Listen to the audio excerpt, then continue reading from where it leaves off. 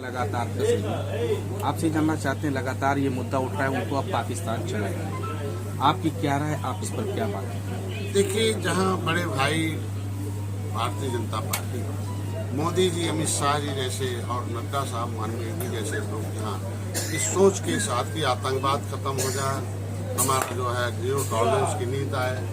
वहाँ यही 6 साल पहले उत्तर प्रदेश कैसा था, आज कैसे सर्वोत्तम प्रदेश है। कैसे विधानसभा में आप ही का टीवी चैनल चलाता था पहले कि इतने माफिया आ गए, इतने ताकतवर आ गए, इतने आगे। अब ये कहते हैं आप कि इतने वकील, इतने डॉक्टर, इतने इंजीनियर, इतने व्यापारी, इतने किसान, इतने महिला, इतने नौजवान ये आए हुए हैं हमारे विधानसभा में। तो हम धीरे धीरे करते हैं। अभी जांच का विषय, इस पर हमारी सरकार तत्पर से कार्रवाई करने के लिए मुड़ रही है। किस तरह से कर रही है ये हमारे सरकार का मुद्दा है, क्योंकि ये अंतर्राष्ट्रीय मुद्दा है। तो उस पर जहाँ सरकार उस पर लगी हुई है तो उस पर हमें कुछ निषाद राज के किला है, उस पर जो है मस्जिद है, उसको कैसे खाली कराएगा सरकार? नहीं, संवैधानिक रूप से उसे हम कोर्ट में भी जाएंगे और सरकार से भी कहेंगे हमारे पक्ष में खड़ी हो। जिस तरीके से अयोध्या में सिस्टम से मस्जिद हटा और सोच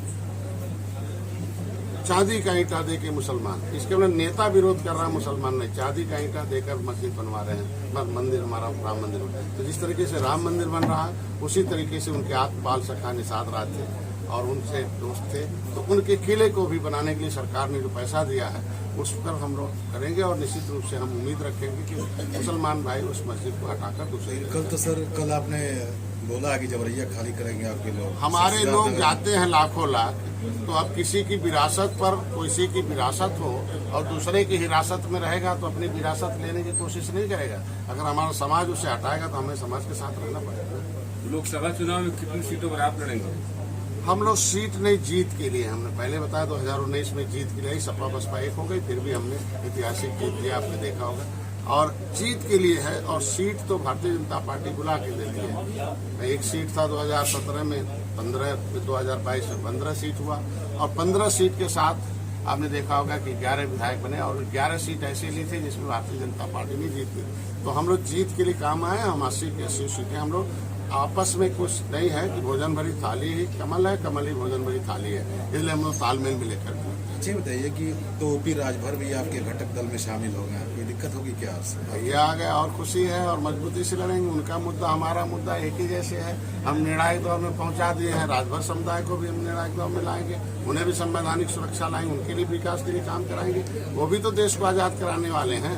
हम आए, अनुप्रिया जी मजबूत हुई न, हम आए, भैया आए हैं, तो हम दोनों लोग और मजबूत हो जाएंगे। हम लोग मजबूती से लड़ेंगे और 80 की 80 सीट। तो सर इसमें अब्बास अंसारी भी शामिल होंगे क्या?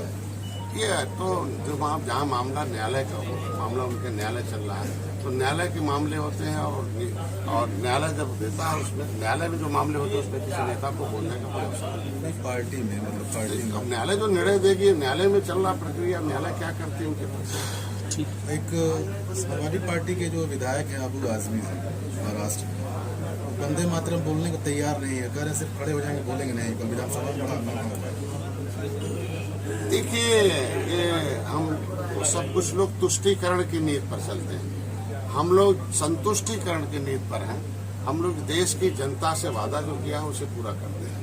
हम लोग जनता के लिए निचले पावदान पर रहने वाले को हम अगले पावदान पर कैसे ला सकते हैं विकास, उसके लिए काम करते हैं। ये सब लोग तुष्टीकरण वाले नेता हैं। इसका जवाब जनता जनार्दन होती, जनता जज होती है। 2024 के चुनाव में जनता अपने आप उसमें उनका जवाब देगी, हम लोग जवाब देंगे। अखिलेश पीडीए लेकर आ गए हैं तो दिक्कत नहीं होगी? पीडीए तो हम लोग आज एनडीए के साथ है। पीडीए मतलब पिछड़ा के नेता डॉक्टर संजय हैं, ओम प्रकाश भाई हैं, प्रिया जी हैं।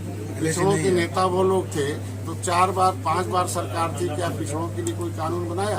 अगर पिछड़ा वर्ग आयोग हमारी एनडीए ने बनाया है तो पिछड़ा किसके साथ रहेगा? जो पिछड़े के नाम पर सत्ता में रहा हो, पिछड़ा वर्ग आयोग ने बनाया, कायम के साथ है। पिछड़ा हमारे साथ है, दलित हमारे साथ है, सब हमारे अल्पसंख्यक हमारे साथ है। क्योंकि सच्चर कमेटी की रिपोर्ट कहती है कि मुसलमानों की दशा बहुत खराब है। आज जब दशा खराब है तो गरीब ज्यादा हैं, तो हम उनको इलाज दे रहे हैं, मकान दे रहे हैं और उनका काम कर रहे हैं। शिवपाल तो वही रेजिमेंट बनाने की बात कर रहे हैं कि आएंगे तो वही रेजिमेंट बनाएंगे। देखिए, नेता क्या कहता है, जनता क्या कहती है, इस तरह जनता कहती है जिसकी